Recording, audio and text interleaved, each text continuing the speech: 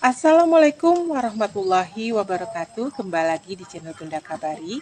Di video kali ini Bunda akan kembali berbagi salah satu cara mengatasi batuk dengan menggunakan lengkuas. Caranya, pertama-tama kita pilih dulu batang lengkuas yang sudah besar. Kemudian ujung dari batang lengkuas itu bisa kita potong.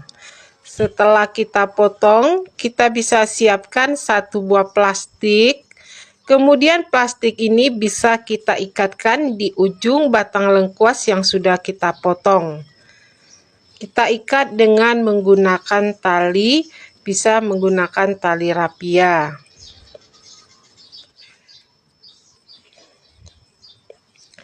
Selanjutnya, setelah kita ikat, kemudian batang lengkuas yang sudah kita ikatkan dengan kantong tadi, kita ikat kembali, kita tarik agar batang lengkuas tersebut menunduk ke arah bawah, agar nanti cairan dari batang lengkuas tersebut dapat ditampung di dalam plastik yang sudah kita ikat.